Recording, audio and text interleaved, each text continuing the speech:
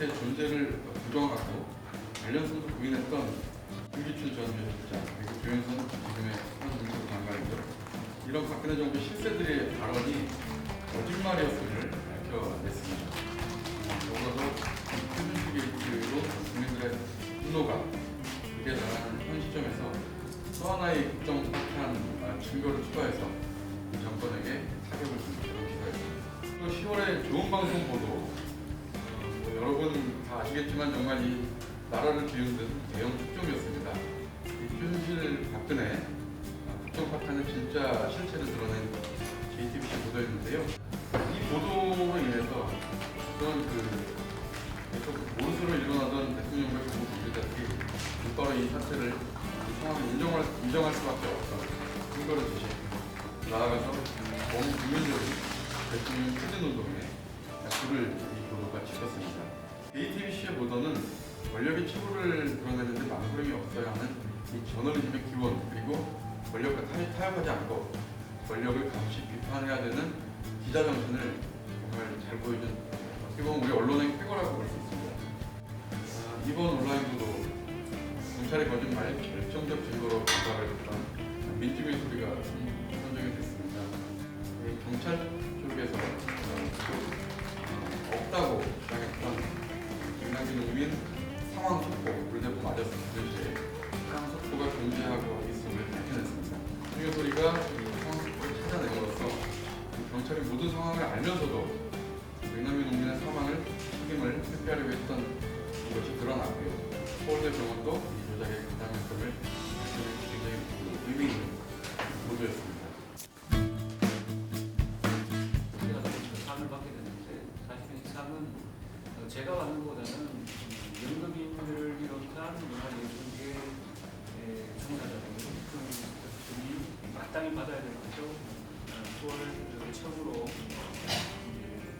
예술계의 검열이 있었고, 이런 분들이 문화예술위원회에서 참가사실 지원 제도에서 특정인을 배제한, 그러니까 박근영 연출이나 그 다음에 이은태 이런 사람들을 지원 대상에서 배제하는 것들부터 시작됐는데, 그 부분에 대해서 연극인들은 가만히 참고 있지 않았습니다. 그 부분에 대해서 적극적으로 투쟁으로 밖에 거리에 나가서 극장에 있어야 될 연극인들이 극장 밖으로 거리로 나서서 이렇게 포악적 정책, 일제시대에나 있었을 법한 전면제도를 그대로 다시 부활시켜서 하고 있다는 것을 설파하고, 그리고 선전해내고, 그리고 겨울이 때까지 싸웠고, 특히 올해 4월부터는 검열각화 권리장전이라는 딜레이 연극을 통해서 계속 지속적으로 이 문제를 제기해왔습니다.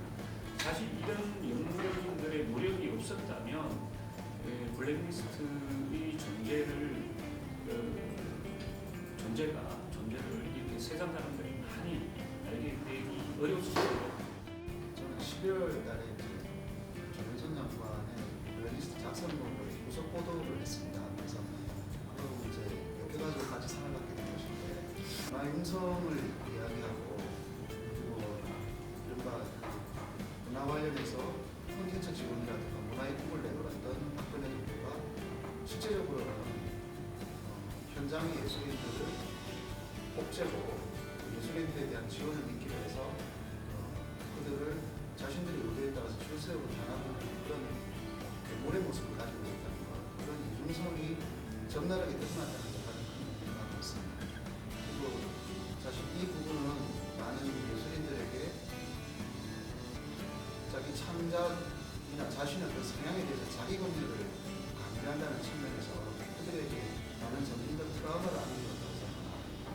그렇기 때문에 이 문제는 문화예술에 대한 표현의 자유에 대한 단합의 차원을 넘어서 인간의 어떤 인권에 대한 전면적인 폭거라고 생각합니다. 저희가 취재팀을 꾸린 건 한 달 정도 됐고, 사실 태블릿 PC 문건 파일 보도한 거는 이제 한 달 정도 됐거든요. 10월 24일 첫 보도했으니까. 근데 그동안 굉장히 전국 자체가 굉장히 빨리 급변을 했고, 사실 그런데 저희가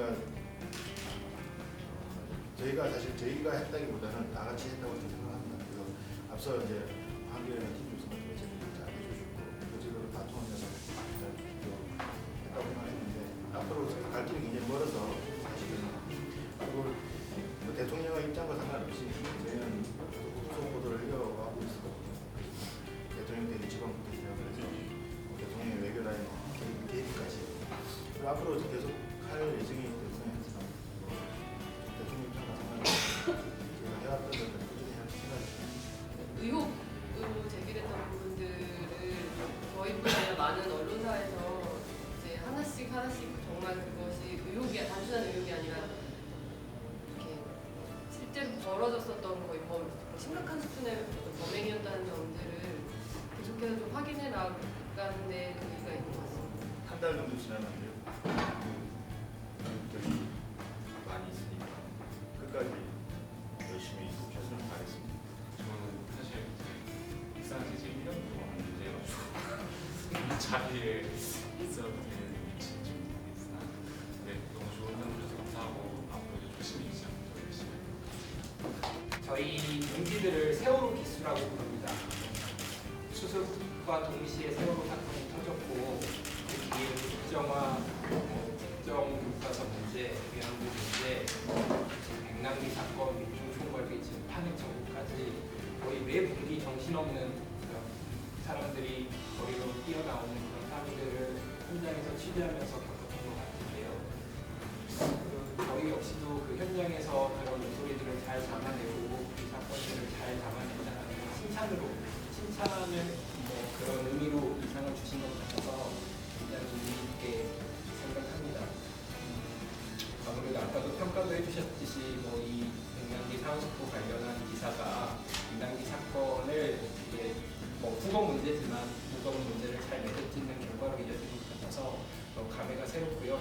다음에 이번에는 백남기 사건으로 상을 받았지만 다음에 상을 받는다면 좀 더 나쁜 이런 이슈들보다 좀 더